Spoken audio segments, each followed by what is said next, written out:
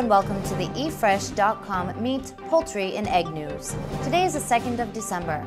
My name is Kim and these are this week's headlines.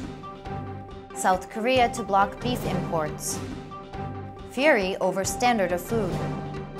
Eggs linked to UK salmonella hike. Bahrain inks Australia livestock deal.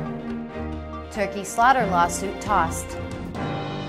South Korea plans to automatically suspend beef imports from countries that report a new outbreak of mad cow. The Ministry for Food, Agriculture, Forestry, and Fisheries recently outlined an updated action plan to better protect the public from harmful meat.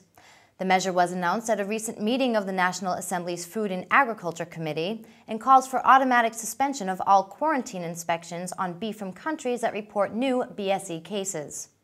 Under the measure, the government will convene a livestock quarantine consultation committee to determine the exact health risks in case of a new case of mad cow. Europe's Health and Consumer Affairs Commissioner has incurred the wrath of members of the European Parliament's Agriculture Committee for continued failings on Brazilian beef imports.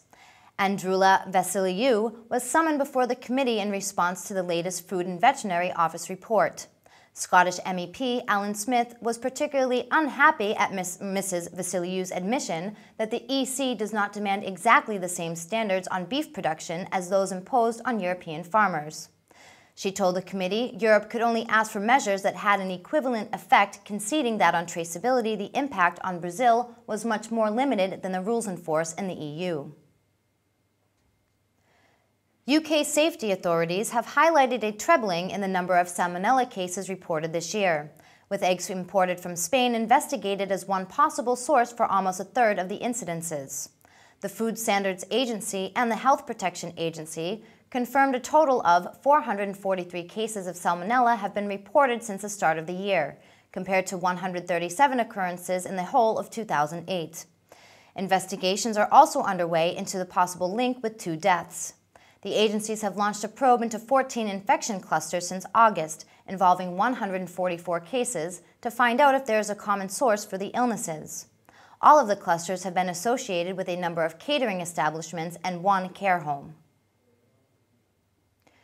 Bahrain's position as a key destination for livestock export trade has been further boosted with the signing of an agreement with Australia. The MOU will also further improve animal welfare and includes guidelines for the offloading of Australian animals arriving in the Middle East. The welfare of animals extends past their destination point to their post-arrival and handling, and improving these standards is a key to the live animal export trade. Bahrain is Australia's 3rd largest livestock market in the Middle East and is valued in Australia at 65.5 million Australian dollars in 2008-2009. Australia has signed similar MOUs with the UAE, Kuwait, Saudi Arabia, Qatar, Jordan, Egypt, Libya, and Eritrea. The millions of turkeys headed to the slaughterhouse and into the oven this Thanksgiving had received no additional reprieve from the law. Ruling on a 4-year legal battle over the regulation of poultry slaughter, the U.S. Ninth Circuit Court of Appeals threw out a lawsuit that a half-century-old Congressional Act on Humane Slaughter does not extend to animals of the feathered kind. The lawsuit, filed in San Francisco 3 days before Thanksgiving 2005 by the Humane Society of the United States, contended that the U.S. Department of Agriculture's position leads to shady slaughter practices and jeopardizes food safety. Thank you for watching the eFresh.com Meat, Poultry and Egg News. See you next time.